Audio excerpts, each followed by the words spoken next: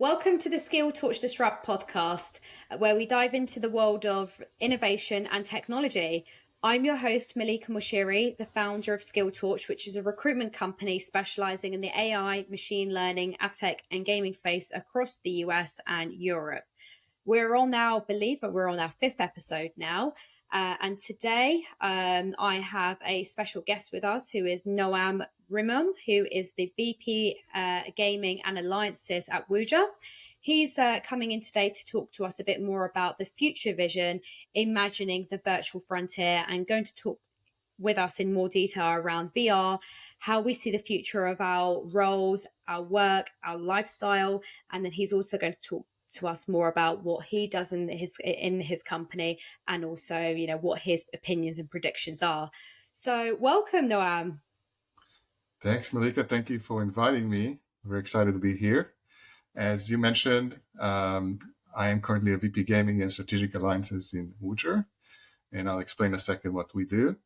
I wanted to mention it's at least 20 years in this industry of gaming. I did computer network, client security, XR, VR, everything. So I think we have a nice conversation. Before that, I was a senior director in PlayStation R&D here in Silicon Valley, California. And in parallel, I'm also a tech investor. I joined an accelerator as a VP of technology, and it's called the Founder Palace. And we invest in very early pre-seed individuals, and we try to help them build a business case for their venture and have them meet other veterans in Silicon Valley. So very excited about that as well. So this is my short intro. And you were you were at PlayStation for like a number of years. What were you doing at PlayStation? Yeah, absolutely. I was there for almost 2 decades. I started writing games when I was about 10 years old. So I was always been around game, wanted to write games. And I had a chance to join PlayStation in 2003. In PlayStation, we worked a lot of projects. Mostly past 10 years was concentrated around VR. We did a project called PSVR, if your viewers know that. It was the Move controller using cameras and using the VR headset. So we did all these projects, basically started them in R&D here in Silicon Valley. We also worked on the video streaming, AI, autonomous agents, dealt with network client security, a bunch of stuff.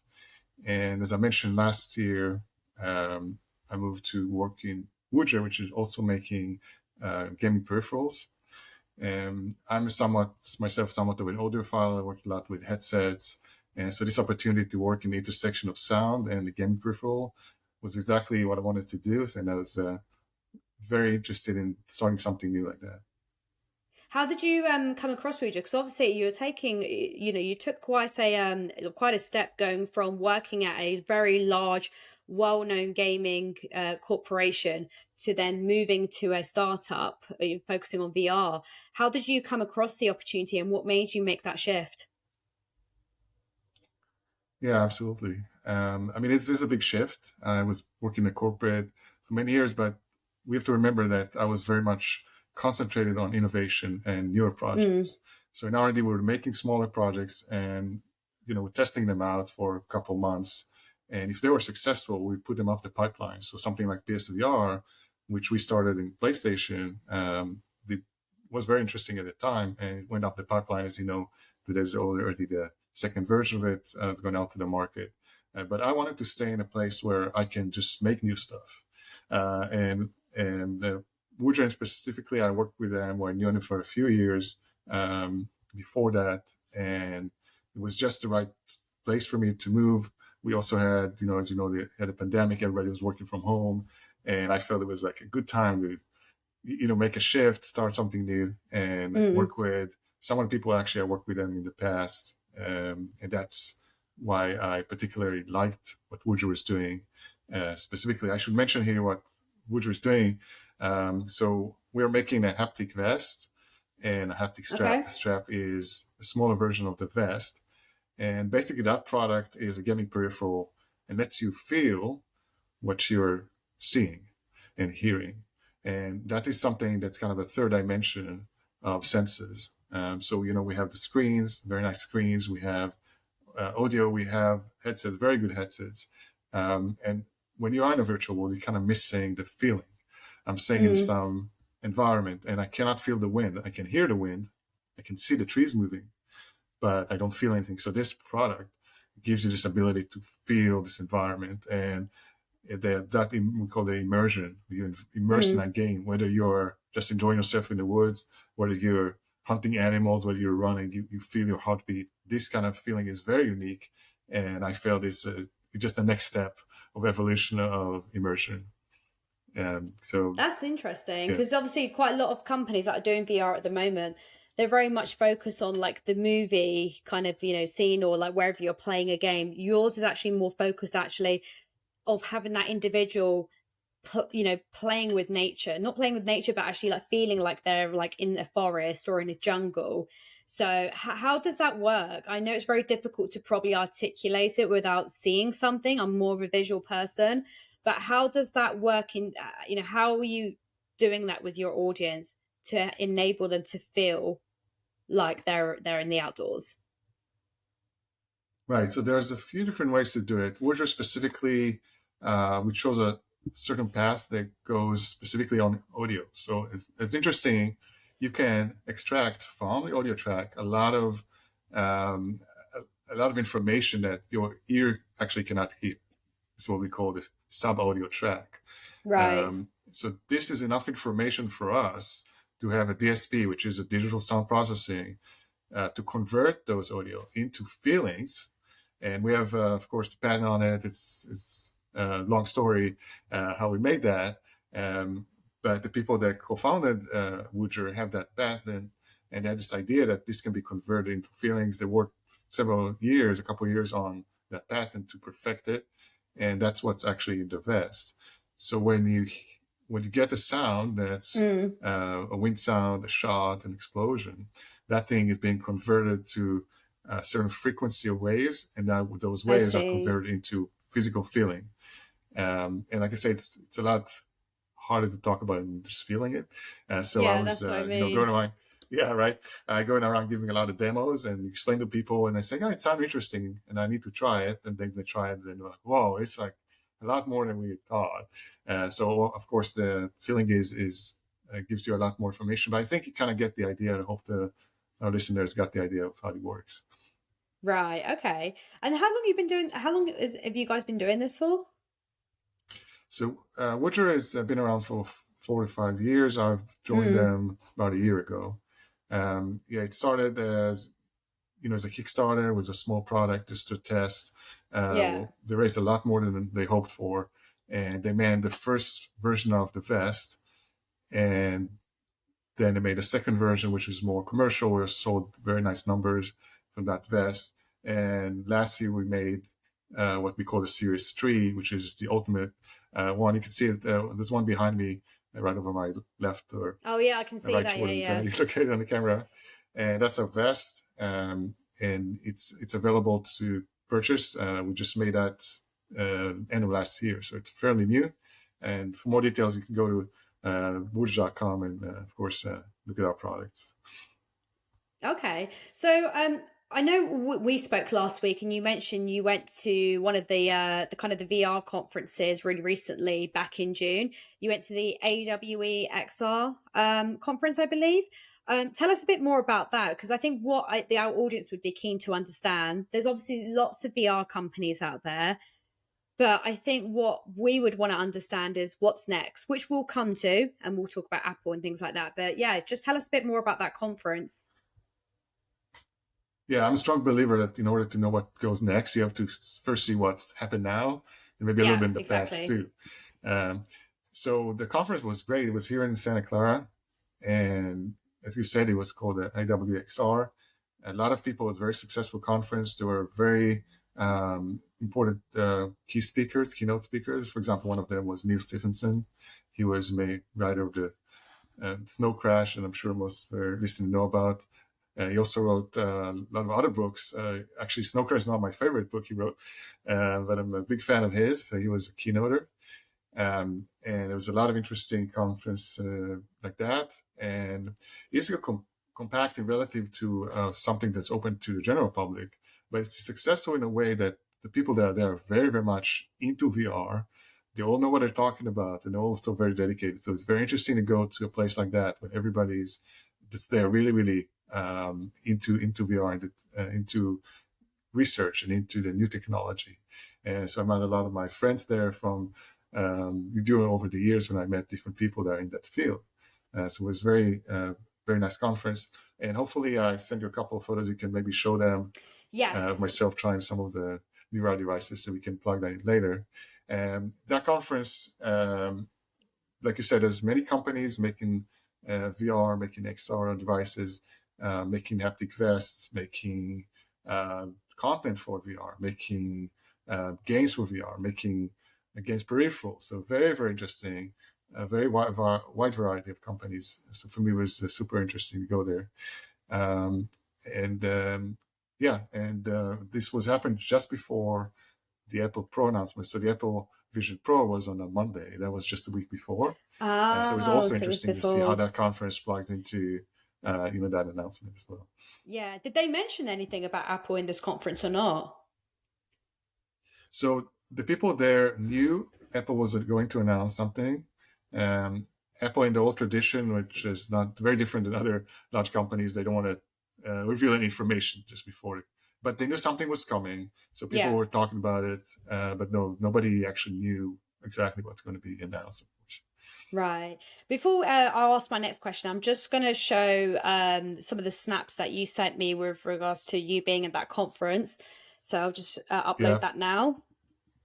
There you go. You can see it. So yes, you'll see me trying one of the more high end VR experiences, and that VR experience has, as you can see, the full VR, of course, headset, Oh, yeah. and they also have haptics. And however, they don't have the haptics on the body; they only have haptics on the finger, which is something that personally bothered me because I know I should feel like when you are wearing a vest, which is a much better experience in my opinion. But other than that, they have everything is a very, very high end. Um, but like I said, in order to kind of trying to see what in the future, and we're going to talk about that, seeing what's available right now is a good milestone, is a good block to have to realize what you have right now in order to kind of figure out what's going to be in the future. So to me, it was a great experience to kind of, figuring out what exists right now. What can we do right now with technology we have today? Right, great.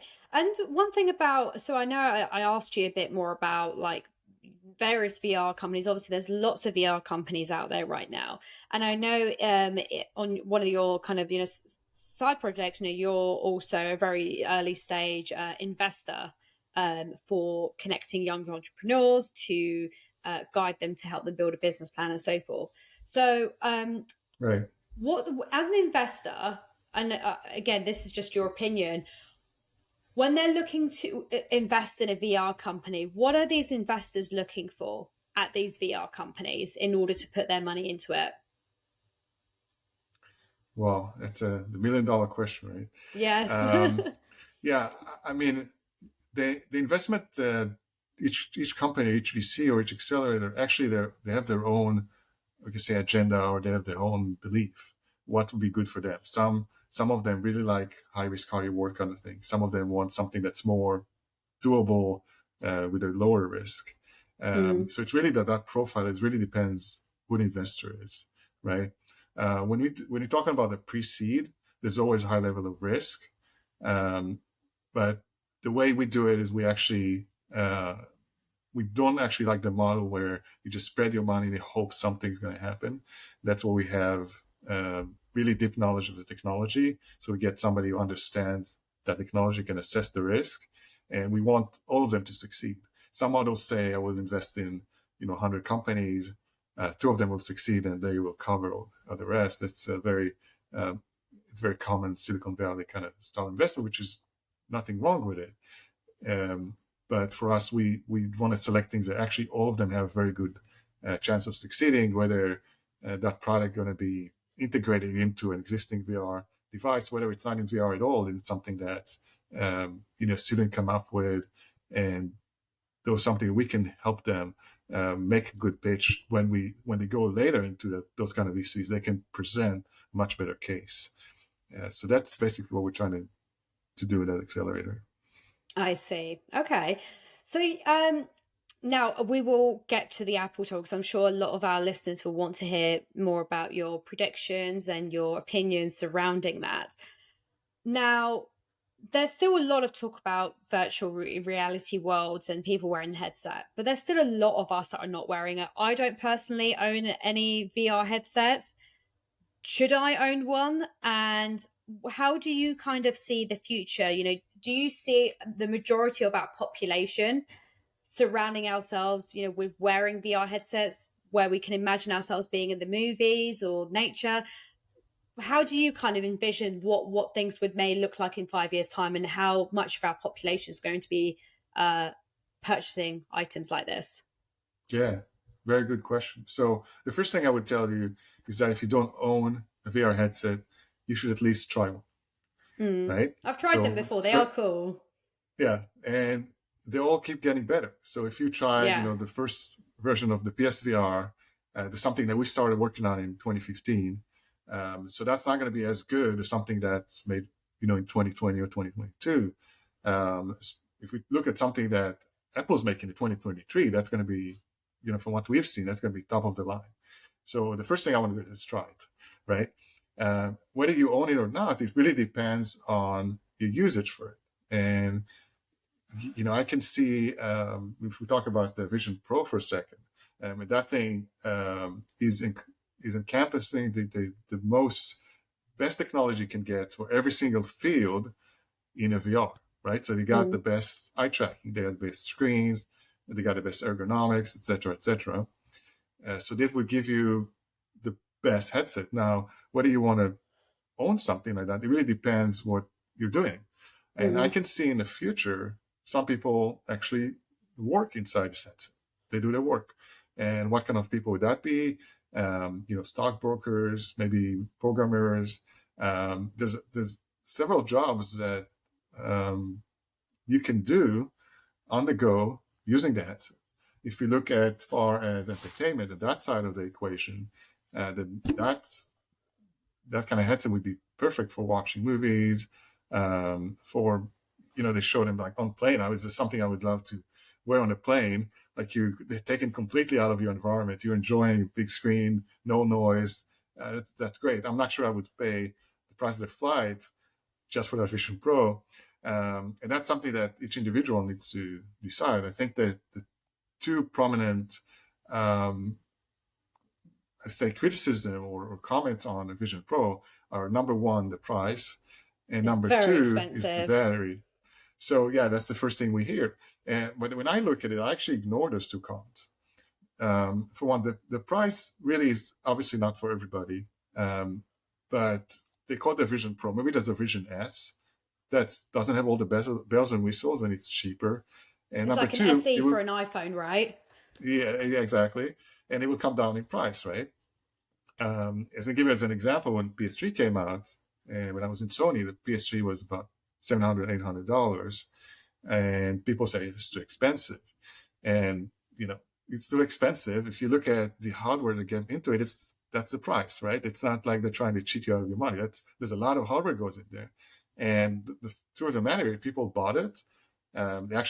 It completely sold out, when it came out, and the price afterward, after a few years, went down and down in price. Where at some point you could get it for $300, $400, and I think that'd be similar for those VR headsets. And people would say it's too expensive; it will be sold out. And then the people that want to buy it for 2,000 or for 1,000, in the next 5 years, it will get there. The second thing was the battery life, which also is, of course, an issue.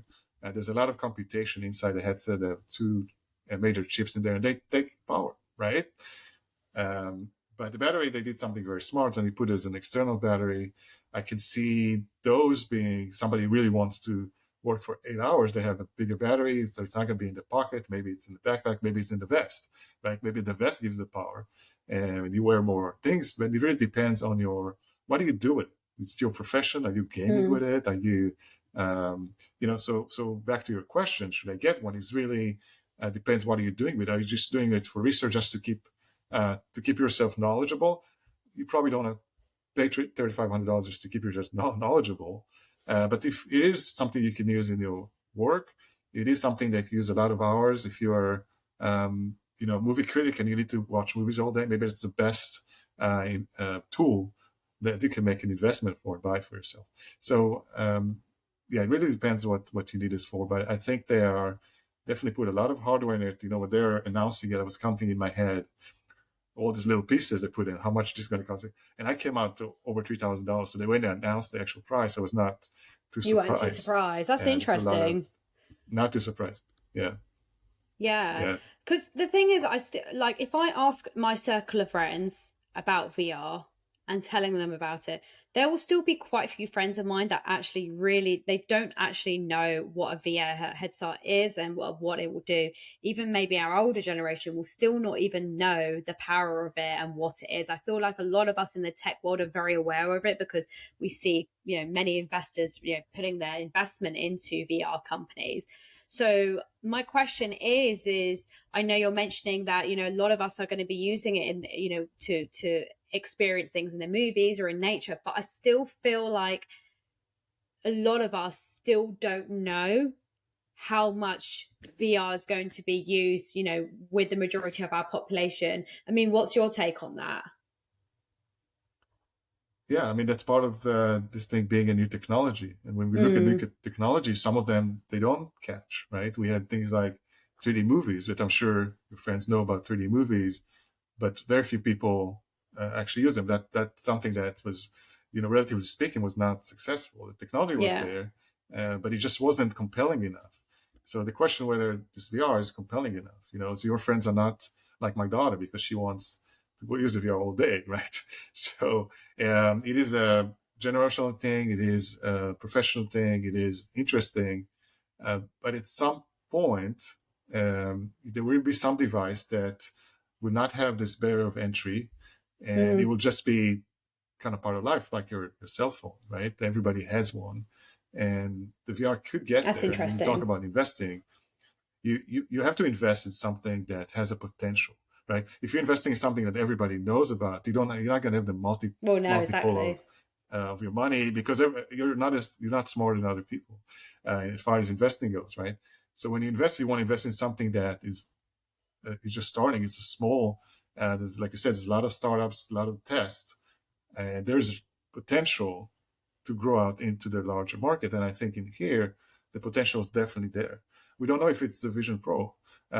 Vision Pro made a very interesting decision to have replay of the cameras out. We have when we do a XR device, we have majorly two streams. One of them saying you're going to have a see-through lenses. It was kind of the Google Glass of the world. And the second Mm, one says, no, we're gonna take a photo of what's out there, and I'm gonna reproject it back to my eye. And they chose number two. Again, not saying right or wrong, but it's an interesting choice. It calls for some things to be, existing there, like price, like size, things like that. So maybe that's not the device that everybody in the world is going to have, but it's definitely a step there and to make things more open to different people. We all know that Apple makes a product, it's going to be complete and it's going to be supported and everything. So more people is going to try VR. And at some point, if you look into the future, it might not be that device that everybody's going to have, but that field by itself has, I see it as a great potential. That's why I like to be in that field. That's why I like to invest in that field. And that's why, I'm doing what I'm doing in Woojer. I definitely hear your passion there around VR and your arguments around that. Now, given your background in gaming and me personally, I recruit in the gaming space as well. Now, as you probably know, you've got a few markets within gaming. You've got mobile gaming, you've got PC and console, you've got online multiplayer and so forth. Then you've got the virtual worlds with regards to gaming. Tell me more about how you see the demand in terms of virtual worlds in gaming and what the future holds for that department, that industry. Yeah, absolutely. So now you're touching on another passion of mine, which is gaming. I was my Yes. first game when I was about 16 years old. Um, and that's I think that intersection between gaming, virtual worlds, and let's talk about VR in a second. It's a very interesting intersection. One thing to note about gaming, gaming has always been the one industry that adopts the very first step of technology, right? There's new sound Interesting. technology, game is going to have it. There's a new display, 4K, game is going to do it. It's been like that in the history. You could see a lot of examples like that, and so naturally VR would be something that games would take on and try it. I'm in a personal belief that if you're really into gaming, you play a game, you're actually already in a virtual world. We're talking about Mm. virtual world. People imagine I have to be in this mask, this VR mask, and I'll have to, log in, I have to talk to people. But there's a lot of people that when you play, you engage, you're in a virtual world. You can wear the It's Woojer very true. in a game that's not, not a VR. But when you're there and you with your friends running around, when you're doing Fortnite or you're doing some of those games, you're already virtually playing somewhere else. Your mind, right, is no longer that chair. You're somewhere else, and you can feel it when the game's over. You're like, wow, I was out there for a second, right? So VR has an adoption for gaming. There's games that are written for VR, and there's games that are being adapted for VR. And the one thing you can say is that the immersion level with the games that are VR is definitely higher. That's no doubt about it. So if you put the VR, you're going to be immersed 100%.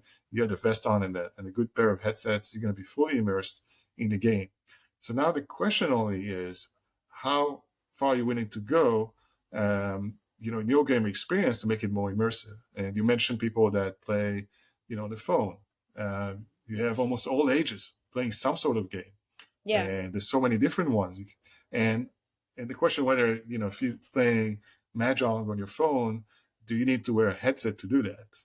And here we come into a discussion where maybe you don't need it, but when you go into different kind of games, maybe it makes more sense, right?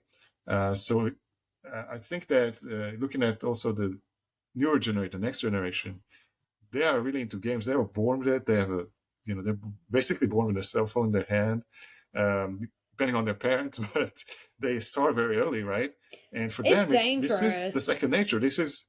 This is their world. Like you talked to them, they have two worlds, and one with when they eat lunch or dinner with you, and one with their friends on that device. And I think it's almost inevitable to have some deeper connection to this world. That's why I Mm. see it danger there for sure. My personal belief is definitely a lot of this thing needs to be somewhat moderated in different ages. But having said that, you can't really deny them the feeling of, hey, I'm not connecting. I now have a friend on East Coast. I have in Europe. I have a friend in Asia, and it's Mm. some things that we couldn't do before, and I see that. And to bridge those walls, they're going to go in a virtual world, whether it's a game, whether it's some sort of a social network, and they will have to be, or they want to be more engaged, and VRs and haptics is one way to do it. Yeah, I mean it's dangerous. I mean, when I wake up in the morning, the first thing I look at is my phone. I cannot wake up without seeing what notifications I got. So we're hooked. We're hooked on these electronics, and the same with my business. I'm on my laptop. I'm tracking to see what's going on. I'm surrounded by electronics. And then when I was younger, I did play games. I played like The Sims, for example. You feel like you're in that world. And I used to play on The Sims for hours and hours, hours every day. So Yeah. I do really see what you're mentioning there around when you're in gaming, you're in another world. It's so true. And that's something that's been around for a long time and continues to be around, especially with games like League of Legends, where there is that social chat element, which I know a lot of, passionate gamers, live by. Yeah. Oh yeah. I Um, mean, it's amazing word. I think the you mentioned that you should mention something that with you in there, and you can be in the computer, in the phone, on the messages all day. And I think that the trick here is to say how many hours am I using it for work? How many hours am I mm, using it for entertainment? How many hours am I using it just before it's there? Just because I mention all the social, but I don't really need to do that. It's a time it's a waster, really. habit. And Yeah, to it's a be able habit. to, yes, and if you really, care about your career and your personal well-being, maybe you say, I will do a session of VR and I limit it to 1 or 2 hours and I enjoy it and I'm very immersed and that's it. And then when I pull out, I'm no longer in a VR and I'm going to do something else. And I think that's the key. How to divide your time. Like you said, Melica, correctly, you are surrounded by electronics the whole day. The phone is there Exactly. all the time. And how can you make sure that you are, doing things that are effective, even when you have those temptations of, hey, I can talk to my friends for 4 hours straight. So you need to do that as well. But how many hours a day you do that? How many hours a day you're gaming? And so that's something, personally, if I give a personal tip, I'm trying to, we all have that challenge, and to try to say that we're going to spend this much time on gaming, this much time on work, and this much time on my socials. And if you can do that, you're good. And of course, for kids, it's a little harder for them, especially with games being looking as great as they do. It's very Mm. hard to tell them to stop. But as parents, we have to do it, to be honest. Yeah. So you mentioned around like, whether people will be using the likes of Apple Vision Pro, in their daily work or in their future. You mentioned the future of gaming around VR and just, the usability of VR and how many people will be using it. Now, I mean, we're in 2023 now. The years fly by so fast. Given the pandemic, I feel like that 2 years just went just like that. So Yeah. we're 7 years till 2030, and I've seen on LinkedIn news feeds people are talking about what life looks like in 2030. Now, I'm not saying that you are that any of us are going to be correct in our predictions. A bit similar to like how people predict about what the Bitcoin price is going to be. But what's your take and your opinion around what our life is going to look like in 2030 to 2050, say? Yes. Take out your notebook, start writing. Give it a prediction, so you know exactly what to invest. It's very tough. It's very tough, right? And I'm trying to be very pragmatic about it. So what I look at are technologies, and for each one, I'm trying to see if that's something that's going to go forward. It's going to kind of stay the same, maybe somewhere in the background, or completely fail. So if you took some examples very simple and easy to me, as electric cars, for example, and we can see them definitely going forward. We can see a lot of government support, and I think those will be more used, and it's going to be Yeah. all these roads are going to be better, etc. Um, and I intentionally gave a very easy prediction, right? So I started with something easy. So if we look at this technology, we can see that progressing forward. If we go to VR, I do see that as not as clear as the electric cars, for example, but it is Mm. also moving forward in great steps. Apple Vision Pro, obviously, is the most recent example, but there are other examples that show that this VR is going to move forward. This technology is going to get better, cheaper, more people are going to have them. Will that change our way of life at 2030, which is only 7 years from now? It's not actually that far off. I think that if you landed right now in 2030, you're not going to be amazed, but you will say, "Oh, I knew that." Yeah. For example, ride sharing services. People would say, "I don't need to go to the office every day. I have this Vision Pro. My work allows me to do everything using the Vision Pro. So I will stay home. If I need to go somewhere, I'll just use a ride service to go to my office, which is kind of a hybrid office where I sit in an environment where I do meetings, but it's not really something I have to go there every day. So this kind of work-life balance will be different. I think people Mm. will find the right balance. Again, depending on your profession, and and of course, there's some professions that cannot change. Like if you have to build a building, you have to go and build a building. But maybe when you do the design for it, and you look at the 3D sketches, and you look at the electrical diagram, maybe that one is going to be done using some sort of a VR tour, or VR representation of the building. So the where the professionals that need to go there, they can actually have a virtual conversation similar to what we're doing right now, but in a much more impressive way, in a 3D way, where they can look up the sketches and point things and look them over, the real building, the real scenarios there. So that's something I can definitely see happening in the next few years. That we already see examples now of this VR technology helps on site, but I think it'll be grow even more. We'll have things Mm. that you're completely offsite and you're doing all this planning. So we talked about how to move from one place to the other. We talked about the office. We talked about the tool technology. So that's definitely things that would change. We can touch about AI a little bit. We saw that research being very, very useful right now, very, very fast pacing. We also see it's so fast that we see some voices to say, hey, we have to slow it down because Yeah. we're not sure of the risk. But whatever that Risk, and case not may many be, people I know think about it. Not many people know about not AI many as well. people understand. Yeah. Yeah, actually, somebody told me there's about 3 people in the world that truly understand how it works. I think that's, of course, a very tough statement, but there are not many people that truly understand how it works. Yeah. I worked on several AI projects. I had several, PhD working for me, and they all know there's different also kinds of AI, and I'm not sure we have time to go into each and every one, but I think at least some of them would be, you'll see them in your day-to-day life, whether it's on your phone, whether it's in a movie, whether it's in your car, where some of those tasks that you used to do and you spend time on will be some agent will do it for you. And the big thing here would be to kind of segregate and say you have to say when you're using AI.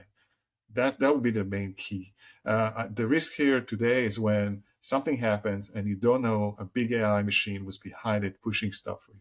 That's what people don't like, and I think that we will see some maybe a legislation or something in that area that will make some rules and Yeah, I think regulation so. around it. But I don't think AI will go away. I think it's here to stay.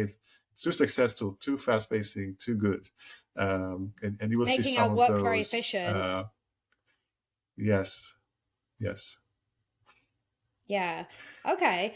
So again, I know we've kind of gone over time. We said we are going to do it for half an hour. We have so much to talk about. But is there anything else that you want to share with with our listeners and what you'd like to add?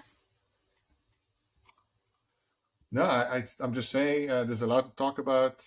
If somebody's interested in follow up, feel free to look me up on LinkedIn. If somebody wants to ask about Woojer specifically or about Accelerator, Founder Palace, please reach to me, and I would be very happy to answer questions. I like to make new connections. That's basically part of what we're doing here, right? And Exactly. you being in the recruiting business, you need to grow your network and talk to a lot of people in this industry. So I'm definitely up for that. So if anybody wants to contact me afterwards, I'm very I'll open share your to link. exploring new areas. I'll share your Yes, LinkedIn profile thank and you. links to Woojer. My question to you guys, specifically in Woojer, what's next in terms of the growth plans for Woojer? What can you share with us? Right. So this technology of haptics, this patent we have to converting your what you see to what you feel, is actually very. It can be used in a lot of areas, not just gaming. We use it for music. We use it for therapeutics. We now started working with some doctors. With which we're Oh, not nice. doctors, so we work with.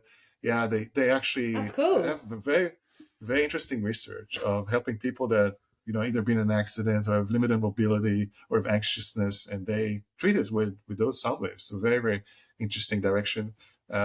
We also putting haptics in different areas, such as um, different industries that are not computer games. They want to somehow alert you on some things, and haptics sometimes is the best way to do it. It's not intrusive, it's not scary, but it does alert you. It's like tapping your shoulder, right?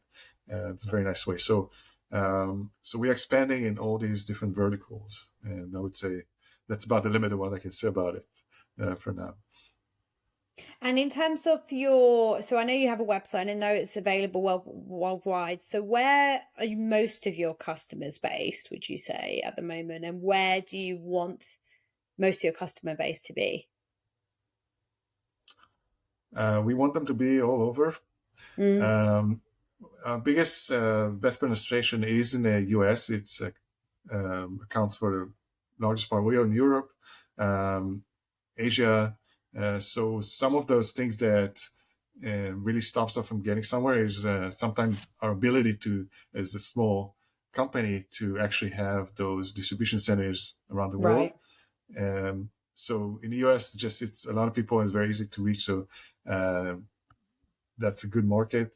And Europe is a good market, and we are trying to expand to uh, different market as well. And there's also, if you look at gaming specifically, which is the part of the vertical that I'm kind of heading, then you can see that certain games are very prominent in certain areas.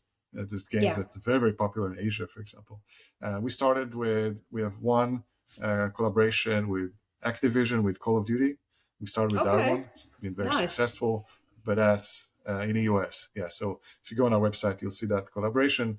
And we are also working on other titles that I cannot mention. And those are prominent in other parts of the world, which will, kind of shift our audience. But yeah, we sell it for everybody. We sell it for gamers. We sell it for people that, like we talked about, relaxation things, therapeutic things, females, males, everybody. So whoever want to try it, please. Nice. Okay. Thank you so much, Noam, for your time. Thank you for sharing with our listeners with regards to VR, what it's about, the future of VR, wherever everyone in our population is going to be using it, convincing me that I perhaps need to get myself a headset, but also just talking specifically around gaming and also more about Woojer and actually your predictions for 2030. So thank you so much for coming onto this podcast today and really sharing your insights and thoughts and opinions surrounding that. Absolutely. It's a pleasure talking with you as always. And maybe you'll do it number 2 again, some follow Yep, up. open to it. All right. Thank you so much for your time. Thanks, Melica. Bye Thank bye. you.